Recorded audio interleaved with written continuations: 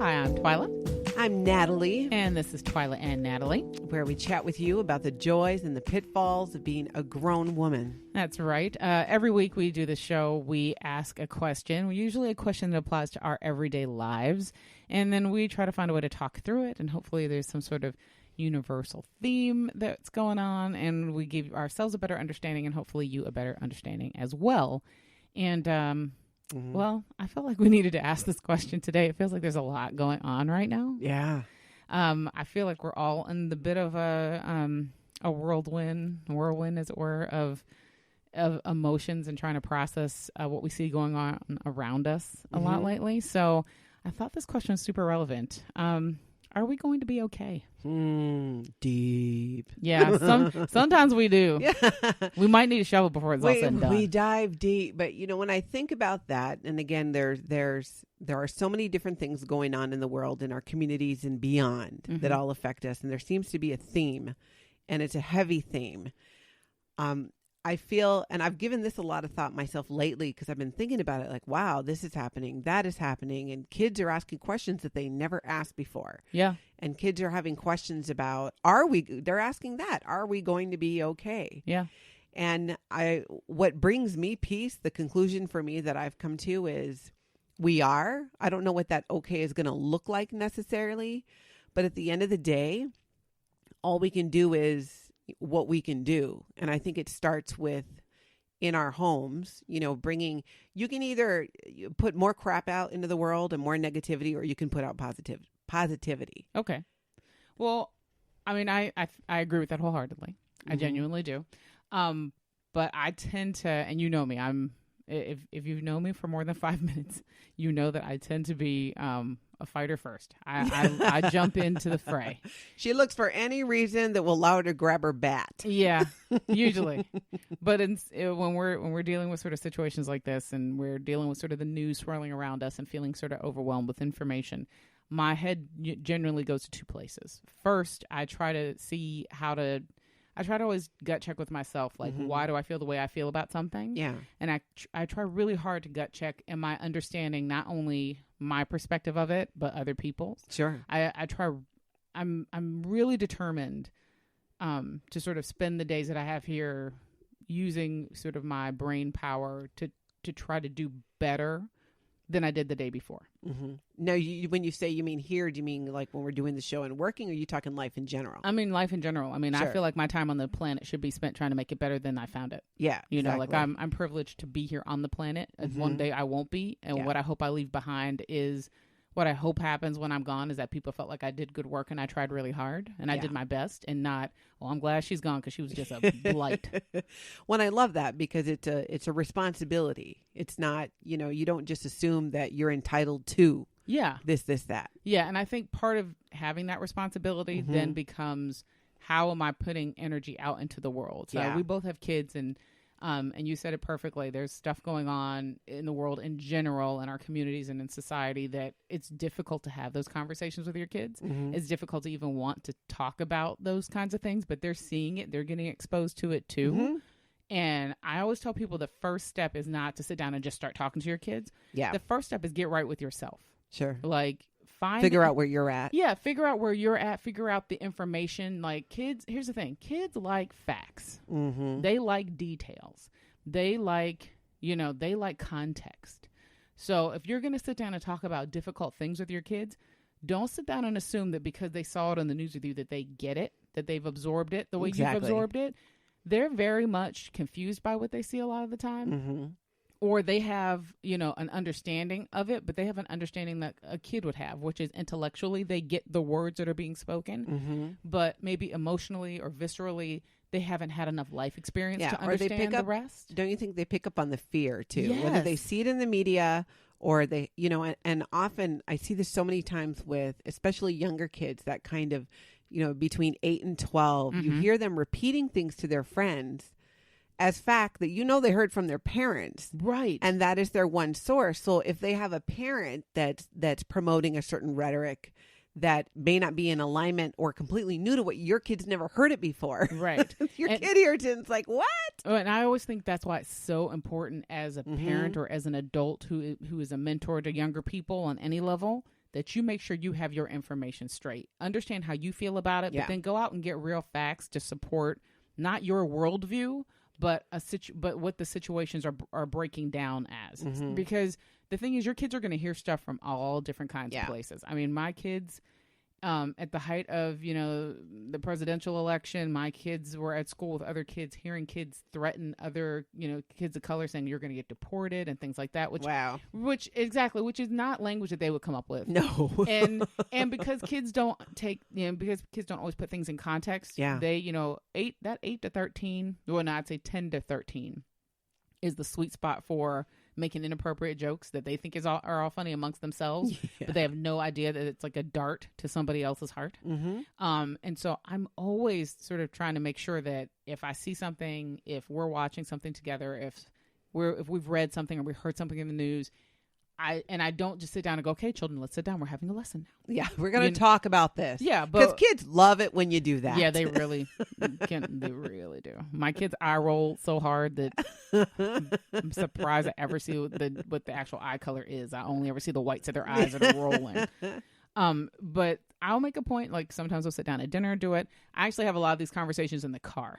And the car is a phenomenal place to have conversations with your kid. Yeah, because it gives them an opportunity to not have to look, especially if it's awkward for them. Thank you. That eye contact, they don't have to look at you directly. Yeah, not having. And the thing is, I'm big on teaching my kids how to make eye contact during a conversation. But when you're overwhelmed by information or you're uncomfortable, the last thing you want to do is do that.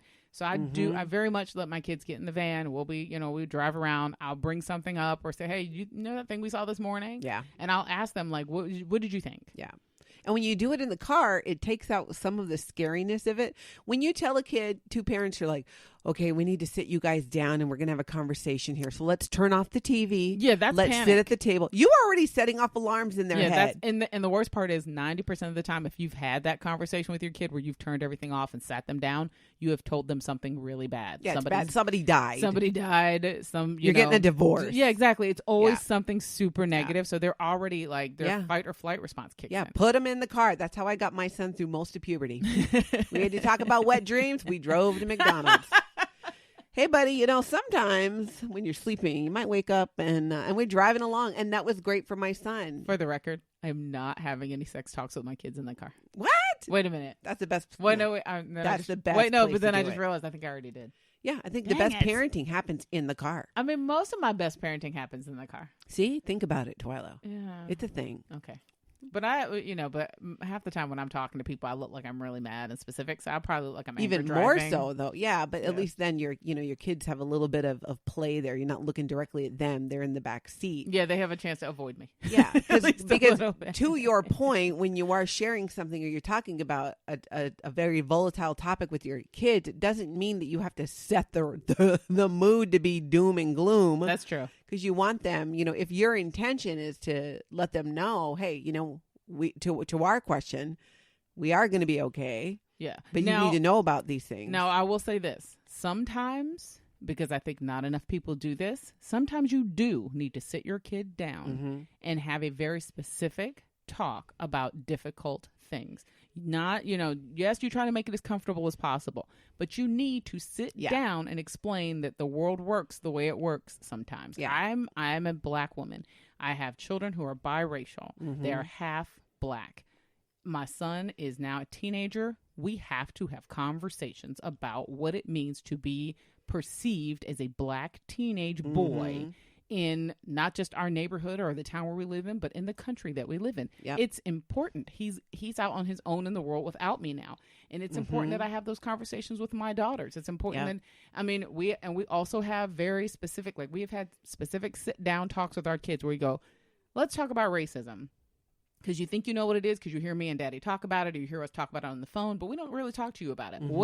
Let's talk about what it is. Let's define it for you. Let's talk about your questions. Let's talk about your misconceptions because you've learned things in the world that you think are racism and that really isn't, or you've learned things that don't actually apply to you, but you've just heard them, so you've just absorbed them. Let's get get facts and fiction out there. It's always interesting to find out what your kids actually know. Girl, it blows your mind. Or what they actually think and what their views actually are. I like to say most of the time it's pleasantly surprising, But once in a while, you'll get one. Oh, yeah. And listen, you know what? That gender, and when you're talking about like gender and when you're talking about sexuality and gender roles and things like that, that stuff really gets complicated really quickly.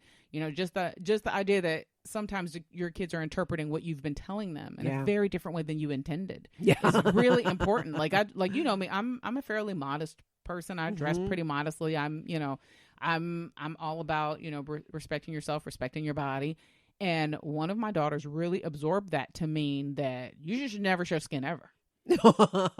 I mean, she's been pretty much trying to walk around, you know, like a Puritan for like 3 or 4 months. And we were like, we couldn't figure out what was going on. And she was just like, well, I mean, I don't want to be seen as like being fast or anything. And I'm like, well, wait, what are you talking about? And she's like, well, you always say you don't, you know, wear this kind of thing and that kind of thing. I'm like, but I wear shorts in the summertime. Yeah. It's okay.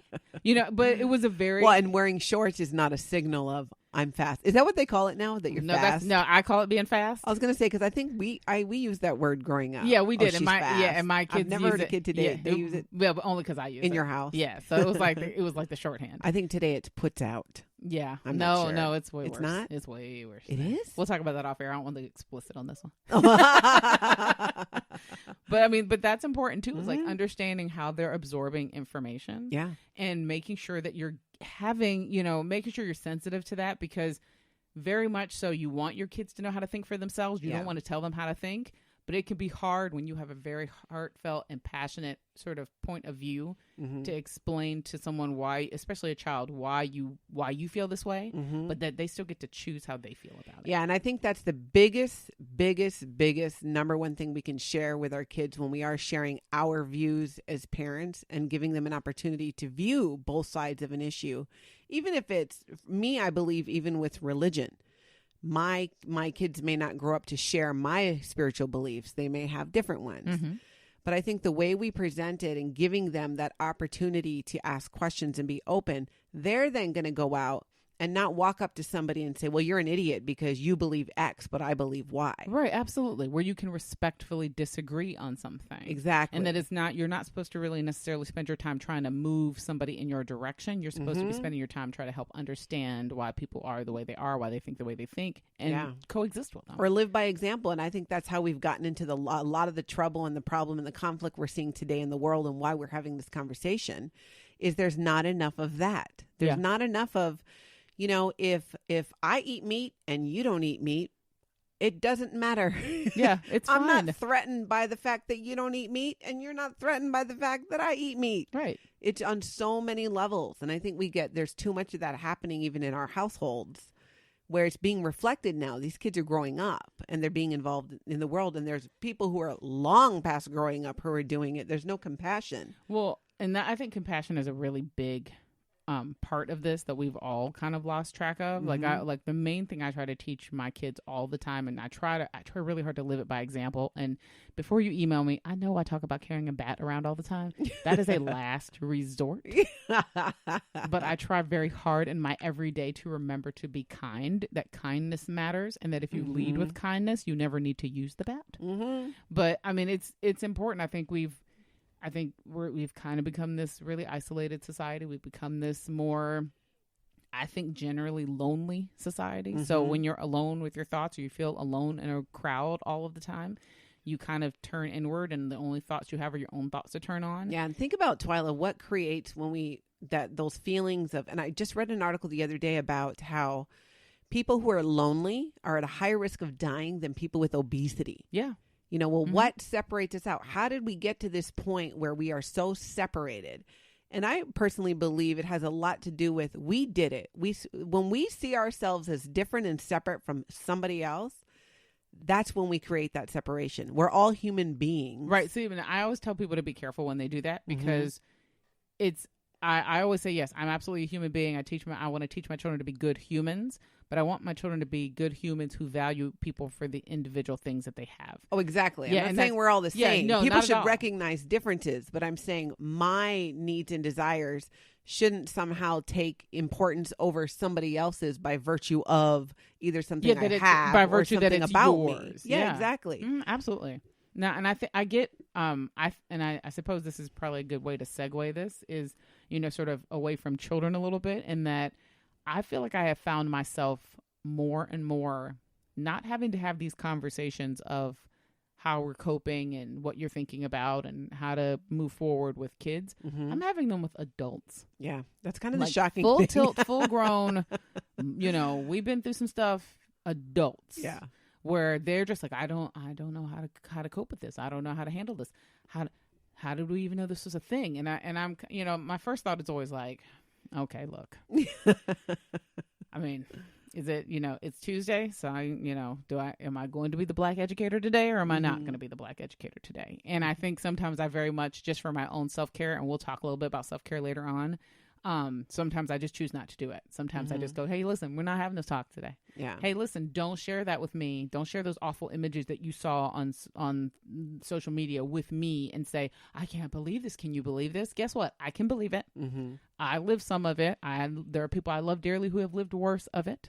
And I don't want to be reminded of it with a graphic image. Like sometimes, or at least not in that moment. Yeah. And sometimes I have to, it's a constant everyday sort of thing to decide, today I'm going to have a productive conversation about this issue, or whatever it is. Yeah, you do. And I think, and I know this, but I think, for you, Twyla, and again, everybody knows Twyla's black. We've established that. Yep.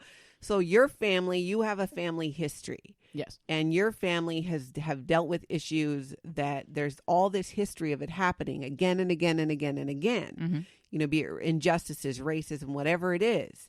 So someone else who's only waking up to it today, or recognizing like, wow, how is this even a thing? I get how it's like, what, I don't want to see that right now, and I'm not going to want to have to get into that. It makes a lot of sense because you've dealt with it for generations.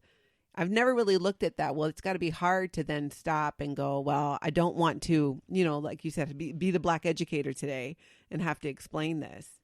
It's almost like a double whammy, I guess, if I'm making any sense at all. No, you're making absolute sense, because it took me a long time as an adult to give myself permission to say, no, I'm not going to help you with this today. Like today is a day, today might be a day where for my self-care, I'm not having this conversation. And for your advancement, you're going to push yourself to do some of this work. You're not going to come ask me to contextualize it and make you feel better about it. You're going to go to Google and read today. Or you're going to go sit down with your relatives that are challenged by this as well and say, hey, why don't we ever think about this? Yeah. Or you're going to go into your own, individual history and say, hey, have I engaged in any of this? Yeah. It's not easy work to do. It's not easy work to recognize when you've been biased or when you've benefited from a system that you never intended to benefit from in that way. Yeah. Or when that's all you've ever known. Think about kids today that are, I remember just recently, one of my stepkids, we were talking about things that were different for women 50 years ago as they are today. And he found out for the very first time that a woman is often paid less for doing the exact same job as a man. He's like, wait, what? What? I don't get it. I'm like, yeah, let's say, I use the example of a pilot. A man is a pilot, a female's a pilot. The man's going to get paid more in many situations. He goes, but I don't understand. Why is that fair? I'm like, exactly. Right. And I had to stop and think how beautiful that you are living, in a world where you haven't yet been exposed to, but you're not growing up with the idea. You're growing up with the concept that there should be equality. Yeah. That they don't even understand it. Right. And that thing is, in those moments is the most critical moments to have the talks with kids and to really like reinforce that idea of, the world can be better than it is right now. Yeah, reinforce the idea that there should be that equality, yes, but also educate them on that there once wasn't, so they never take it for granted. I'm guilty of sometimes using it in a way that I don't know if it's inappropriate or not, but because sometimes they're and these are Caucasian kids in a good middle class community. There's not a lot of conflict and other things that are happening in other parts of our country and even of our own in our own state. Yeah, in our own backyard. And they'll start up some dust up about something, and I'll be like, you know what? There are people being killed for their beliefs, and you guys want to fight about because somebody didn't clean the bathroom after they used it. Now you sound like me. I'm not even gonna lie. We had a good 6 months where my son had this sort of family joke, where he would because we had spent so much time talking about sexism and gender equality and things like that, because I'm like, I'm raising feminists. All of you are feminists, you know. And to my children's credit, my son and my daughters both don't flinch. If somebody asks them, like their friends ask them, if an adult asks them, "You're a feminist?" They go, "Yeah, duh," because they get it. But my son would get mad at me, and if I would ask him to do something that I didn't ask my daughter to do, he'd be like, "Oh, sexist." Yeah, and they'd be like, "Hey," and the thing is, it was a total joke, because he'd look me right in the eye and be like, "Duh, I know, I'm just having fun with you." But it's even that, like, and sometimes if I'm not in the mood for it, sometimes I tell him, like, know your audience, because he'll say it and it'll be like a day I'm just overwhelmed with things, and he'll say it, and then I'll turn around and give him a whole like Angela Davis speech, like, do you know how long women got the right to vote this time? And they would go, and you would just see him like freak out, like, "Mom, I am kidding. I'm taking out the garbage. Calm down."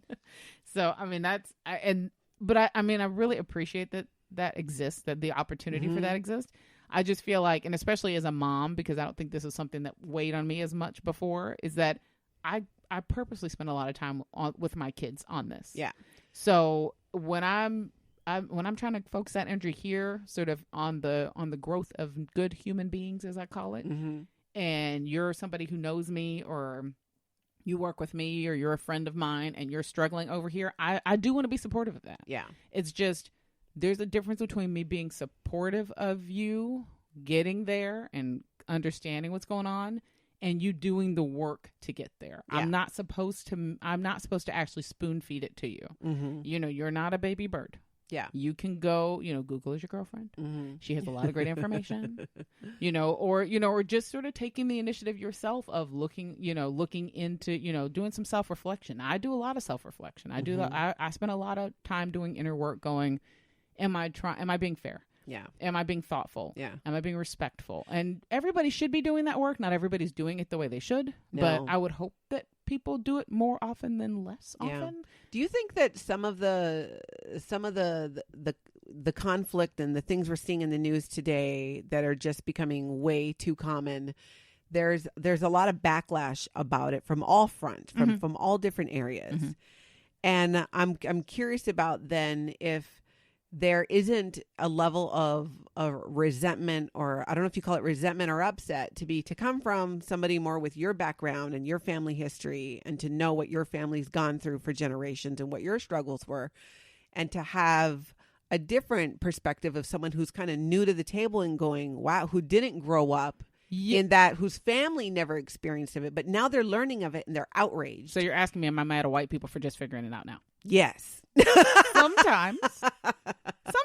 Yeah, and I can see that. Yeah, sometimes. But I feel like that's playing out on the world stage, though. Oh yeah, absolutely. I think, and I think to an extent it's making things a little, to some degree, it's making it difficult sometimes to have this engagement, because when people come in and say, oh, I didn't know this was like this. Yeah. And I'm like, but we grew up side by side. Yeah. Like we've known each other since we were 6, and we're now in our 40s. And you saw what I saw, and I saw what you saw, and we walked through the same experience together. And at 43, you're now saying this is the first time you're seeing it? Because that's not really possible. Yeah. You're my friend. Yeah. And so it's not the same experience. And my thing was always, if you haven't genuinely thought about this until now, then that meant every time I actually talked to you about what I saw or what was going on or what I thought my perspective was, you either dismissed it or discounted it or ignored it.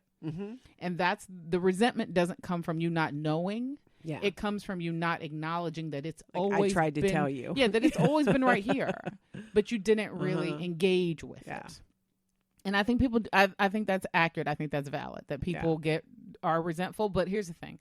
Even when you're resentful in it, resentful of people not sort of catching up till now, we do this thing and I will just say my people, because I'm speaking for the monolith, which is not fair, but I feel like people of color have this amazing capacity to say, I mean, we've been here, we've been hanging here this whole time. It's nice that you caught up. I'm a little mad at you. Took you this long, but we never fully say, well, you on your own. Bye, girl. Yeah. Like exactly. We always at some point turn and go, you know what? It's not my job. It shouldn't be my job. I don't really want the job, but come here. Let me help you. Yeah. It's kind of almost getting what you want in a way, because you wanted that turn of having somebody understand what that means. but at the same time being fed up. Like, really, it took this. Now it took what's going on. It took that, right, to actually get it. That. Yeah, but I think that's kind of one of those.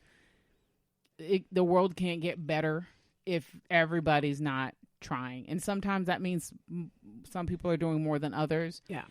We can't, and the most critical part of that is nobody can do it alone. One group can't fix it. Yeah. One single group can't fix it. It doesn't matter how hard we try. I know we've proven that over and over again. Yeah, everybody's got to eventually come to the table, and there's always going to be a space at the table for you because we need everybody to fix it. Mm-hmm. And I mean, and that's kind of becoming the rally cry. The rally cry is becoming, hey, we've done a lot, and we're still going to continue to work. But you can't sit there and be upset. You can't be shell-shocked that this happened. Mm-hmm. You can no longer sit and go, I can't believe this. Stop saying I can't believe it. Get up and actually use your 2 hands, your 2 feet, and your brain that works. Get in. Get involved. Start having conversations. Start thinking about these things. Start reading books. Start calling out things when you see them. Start asking what you can do. Start volunteering at places that you know can help affect change. Yeah. Actually take action. I mean, and I feel like that's a lovely transition to sort of the next part of this, which is this feeling of helplessness, this feeling that we're not going to be okay, can be mitigated. It can't be eliminated, but it can be mitigated by taking action to move everything forward. When I feel disconnected from things, when I feel lonesome, when I feel like I'm not of value here the way that I want to be of value here, I go put myself in a situation to help somebody else. Yeah. Whether that's let me go check in on somebody that I know that hasn't been doing that great. Let me go do something for them. Go do something without expecting something in return. Go volunteer. Go help somebody with the project that they're working on. Take yourself out of your own head and your own sort of selfish pursuit. Yeah. And do something that will help the greater good. Yeah, because then it connects us. That's where we get the connection back, when we can have compassion for each other and what we're doing, even if it's, checking in on a neighbor who's elderly, who maybe doesn't get a lot of visitors. Right. Whatever it is reconnect. And I think that is, in my eyes anyways, that is the solution too. And that's what I try to share with my kids. Let's create that unity. You start it at home. Stop fighting with your brother. We cannot unify here. How are we going to unify out there? Now, you know what I talk about a lot in terms of when I'm trying to tell people, like, I know you feel hopeless. I know you feel helpless right now. Here's how you don't feel helpless. Put action towards something, and here's why it's important. Like, I don't just say go do something. Yeah. Because I feel like orders without context are just sure. So you mean something specific? Yeah, like not just even like saying go do this particular thing. I always say, do you know why I go out and volunteer? Do you know why? Or like when I talk to my kids, do you know why I don't want you guys to fight? Why I want you to be in service to each other. Mm-hmm. And they'll roll their eyes and they go, listen, in this whole life, you're going to have each other more than you have any of us. Yeah. There'll be a day where I'm not here, Daddy's not here, or the people who raised you, we won't be here, and you only have each other. And I said, that's right. It's important that before you ever step out into the world and have the world throw all of its things at you, because at some point it's going to feel like the whole world is throwing all the crap at you. You will always have each other here to support, to hear, to listen to fight for you, to fight with you. I said, and you need to develop that now. Your loyalty is developed here. We're a family first. Yes. And I always tell them, we're a family first, and that extends to our family and our friends, because we say friends are the family you choose. So I said, people that know me, people that I'm connected with that know I love them, means I will do whatever I possibly can to help them. Yeah. And I said, but that absolutely starts at home first. I said, both of my sisters know they can call me at any time, at any hour of the day. Unless your husband throws your phone out of the room because you left it on again. No, he just turns the ringer off on me, which I can't stand. Cannot stand it. In the normal circumstances, they could call for any purpose. I'm there, and I'm trying to instill that in my kids, and that's that sort of sense of, I'm here for you. I'll be here for you is important. And I take that a step further to people, when I'm trying to help other adults like figure out what to do with this sort of inconsistent energy they have. I'm like, listen, go someplace and really once you start reading and understanding sort of that the scope of whatever the issues we're dealing with is not as simple as what we see on the TV screen, go get involved and go find somewhere that you fit in and get involved. Go find something you're passionate about. Yeah. Like, I'm passionate about reading. I feel like being literate is a really important part of being a critical thinker. So at the school where my children attend, I run the readathon. Yeah. And the readathon is not about raising money. It's not about, winning prizes, although that's fun. And we don't try to raise money anymore with it. We just try to have fun with it. But the whole point is get kids to get passionate about reading from an early age, because it will have consequences. If you have a strong reader, a good reader, an engaged reader, as they get older, they won't just be easily influenced by what they see on a video. They won't be they can go and find out about it. Yeah, they won't be influenced necessarily about like this YouTube thing, because they'll be critical enough to go seek other sources or to read other things. And not just believe it. There's I read a study once that talked about how people will believe, they'll see an ad for something or an advertising, be like, oh, I don't know. But if they read it in an article, it's, well, I read it, it's 100% fact, but that's this generation now where it's a lot of just YouTube videos. Yeah, where they're getting their information. Yeah, where they're from. not learning how to think critically. Exactly. And I think that's a big piece. But and I always tell people there's always a place for you to fit in. If you love food and you're a foodie and you can't think of how to shelves you can volunteer you can't at. think of how to help. There's food shelves. There's soup kitchens you can work for. There you can do a drive to do that. If you love clothes and you can do everything from work at a thrift store where they take in the donations and help sort things out to helping to provide, like a friend of mine is a teacher, and for years she would out of her own pocket she would make sure that there were clean like socks. Like she would keep hundreds of pairs of socks in her classroom, because there were certain kids from a certain immigrant population that would come to school, and the girls weren't as valued as the boys. So the girls would show up in the middle of winter with like flip-flops on. Wow. Because if they could afford to buy shoes, they would only buy them for the boys, not the girls. Wow. And so she would get to school, and these girls are, they've never complained, but they had it's like 30 below. So she would make sure they had like a couple pairs of socks. Yeah, and you'd be surprised in your own community what you think, where we live in we're fortunate to be in a school district that where you think that, well, everybody has everything they need. And there's not. I did a couple drives where I was for winter coats and things, and I found out that every single one of those schools at some point reach out to this one organization with foot tracings of a kid's foot to give them, and would fax it to them so they would know what size boot they could then bring over for the kid. Right. Because they didn't have it. It's in your backyard, even if you don't think it is. And here's the thing. Small acts like that lead to better understandings of who you are, what your purpose is, what you're passionate about, how to fight harder for things. But it also helps stir this piece of humanity that I think we lose when we don't have full compassion for other people. Yeah. When you do things like this, you remember to be compassionate. You remember that we're not in this alone. You remember that a lot of times you remember that you live a very good life. Yeah, exactly. And that we might struggle with things. You're super fortunate. So get out of your own head and put more out into the world. And I even think the act of doing that makes you think, it makes you approach some of the stuff you see on the news and some of the things you see with a lot, with equal parts more vigor, because now you're more passionate about fighting against things that are wrong, but also with a lot more compassion in terms of being able to hear the other side or different voices than your own or differing opinions in your own without just feeling like you have to attack them. Yeah. And to put it in context, like you said, and you don't need to be extreme as me, where I tell one kid, remember that kid at your school 2 years ago who lost his brother and he died? What if your brother died? You're going to be happy how you just treated him? That might be a little extreme. You were trying to scare. It's like Natalie, scared straight. I know. So that is in my house. Scared straight. Because again, it's I believe so strongly in that unity of a family. And just like you said, I've told all my kids this. I'm not going to be here. Your dad's not going to be here. You will, just like you said, you will have each other. Yeah, and it's important. And it starts, if you cannot be kind and compassionate with your sibling or the people who live in your house, how are you ever going to do that in the outside world? You should be able, it should be easier to do in the outside world, because it's the people close to us that we take for granted. Absolutely. And tend to kick them first. What if we didn't do that? That's because they're open the this up safe more. Space. And we know that. Well, I know the psychology. Not unless it's me. Yeah. No. Well, everybody knows you're not kicking me. Yeah, that's right. You got a bat. Now,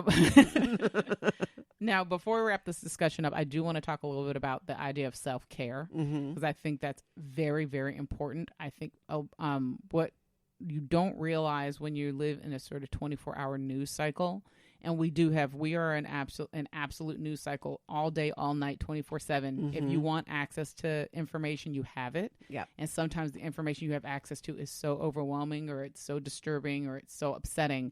and you just sometimes wind up wallowing in it, thinking that as an adult you need to know these things.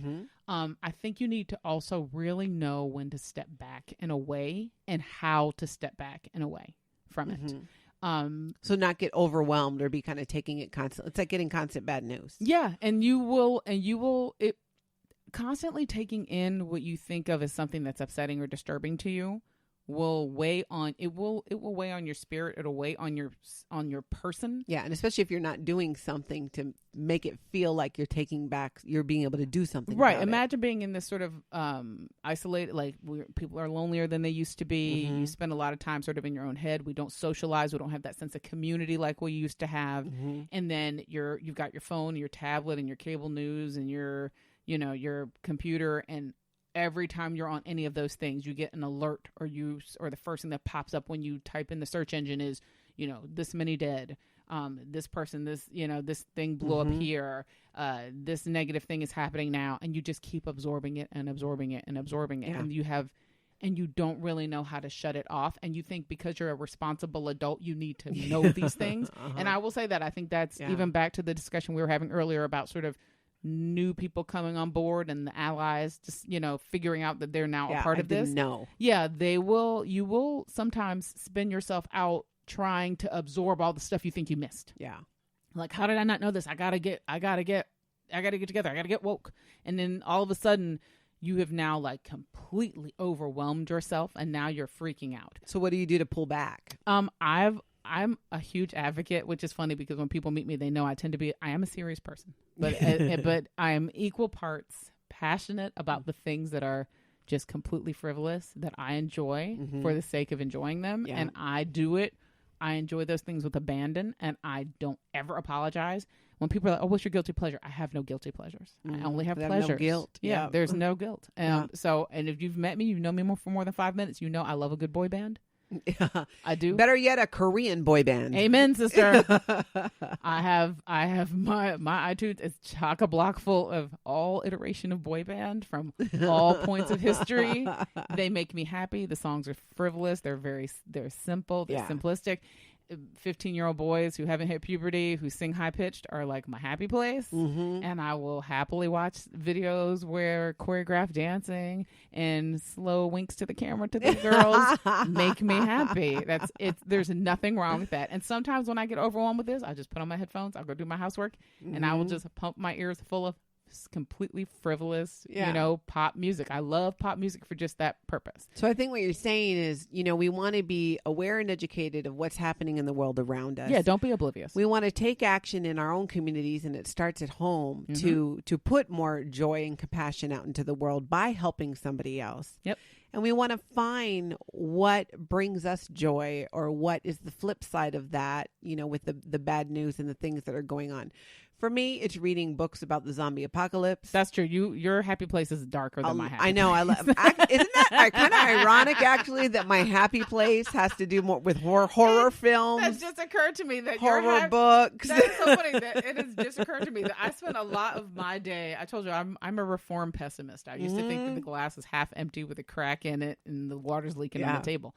And you've always had this super spirit of optimism in your everyday life. Yeah. And then when we talk about the things we enjoy, I am like super like bubblegum pink boy band stuff over here, and you're like zombie apocalypse. I want to see somebody being eaten. I know it is kind of funny, but I think it's that whole yin yang thing. I think so. And I like my puzzles. I almost always have a puzzle out, and do my puzzle. It makes me happy. It brings me joy. Yeah, and the thing is, it doesn't have to be something complicated. You don't have to take up a new hobby or a sport or go on an elaborate vacation. Yeah, maybe it's reading a book. Maybe it's playing a game. Listen, doing a crossword. I know there's a lot of like moms out there who just like constantly share everything with their kids because they're just like, well, I'm the mom, I'm supposed to do that. Do you know what one of my favorite pleasures is, and everybody knows this about me? Locking the kids out of the house. No, I don't actually. When we go, like if we go someplace where there's like dessert involved, everybody that knows me knows I don't share dessert. Oh, yeah. And I don't feel guilty about it, and I don't feel bad about it. And when my kids sidle up, like sometimes my kids will side up and be like, what you eating? And I'll be like, ice cream. And they'll go, can I try some? No. And they're like, please? No. And I remember the first time that it really happened that I asserted myself and said, no, this is for me right now. I think I had maybe a split second of like feeling bad, like, oh, I should give it to her. It's like dairy. And then I realized No. I give you 110%. I am focused on you. I'm a good mom to you. This is about me right now. Yeah, this little cup of ice cream is the difference between me settling down, shutting my brain down a little bit, relaxing, the stress out of the day, whatever it is. Yeah. And I said, I know some people who their relaxation is like a day at the spa or getting a manicure. That's their thing. I mean, I have other people and I know other people who collect things. I mean, I'm also a collector of comic books, which, hey, apparently my happy place is like my 17-year-old self or 16-year-old self. I don't care. Because if it brings me joy and it helps me sort of refill the well, and then I can get up the next day and go out and, be that mom who's teaching my kids social justice. Yeah, do what you need to do. Be that friend and adult who goes out in the world and tries to do good work and set a good example. Whatever it takes, and as long as it's not hurting other people and it's good for you, don't be ashamed of it. Don't be embarrassed of it. It's self-care. It's important. And you're allowed to have it. You should have it. Yeah, and that'll really help you. That helps us maintain balance and to be able to, like you said, do everything that we need to do. And I think we that's got a lot of. And here's the thing: we got a lot of work to do, y'all. Yeah, we are those of us in this particular sort of midpoint of our lives. We got a lot of work to do. We've seen a lot. We know what's coming. We know what we need to get to. We know what we're trying to leave for people after we're gone. That work is not simple, and it doesn't just require like writing an angry note to your senator. Yeah. It requires actual hands-on work, and there's a lot of it to be done. And in order to keep up that pace, and in order to, to make that commitment to yourself as an individual and to the society that you're a part of, you have to make sure that you're not just doing the work, but taking care of yourself so you can continue to do the work. Yeah. So I guess that means we should ask ourselves the question at hand, and if we answer it, are we going to be okay? And yes, I think we did answer it. And I think I stand by my initial answer, which was yes. I think just what okay looks like, may change. But if we maintain those, we laid out a very intense 3-step process. If you check your notes, people, if you were writing notes, which you should have been. Number 1, stay informed, but don't get overwhelmed. Number 2, find something that brings you joy. And 3, find a way to give back, even if it's in your own household or in your neighborhood. Yeah, start with yourself. Start there. Yeah. Well, I agree. I think this is probably the most optimistic answer I've probably given of any of the ones we've asked ourselves so far. But I do genuinely think we are going to be okay. I think things like this happen. I think historically we've seen things run in cycles. I think sometimes we feel like it's the worst we've seen of what we're seeing. No, but it's an opportunity. And a lot of times it sounds cliche. Things get worse before they get better. But sometimes that is how it is. You got to think about when you move homes, it's a gigantic mess. It gets way messier as you're packing and getting ready. It gets way messier when you arrive, but then you put things away little by little and suddenly order is restored. Yeah. It's better. Yeah. I just think we will be okay as long as we remember that we're that it's worth fighting for. And 2, that in any way that you look at it, ultimately we have to be in it together. And 3, that they don't stop making ice cream. Well, as long as and vegan ice cream, because I still need that now too. Okay, well, as always, we want to hear what you think. Go to the Facebook page, email the show. There's a send message link right in the upper right hand side. Pardon me. And just click on it. Hashtag it Twyla and Natalie. So we know you're talking to us, but let us know what you think. Let us know about your self-care habits. Let us know about the ways that you put this energy, this sort of anxious energy, out into the world in a positive way. Yeah, how do you find balance? Yeah, how do you find balance in dealing with some of these things? And even, recommend things that, helped you as far as, once you start learning that things are going on around you, you want a better understanding. Share books, resources, links. We'll make sure we get all of that stuff on the website so that people can share in that experience too. And as always, thank you so much for listening. We appreciate it. Yeah.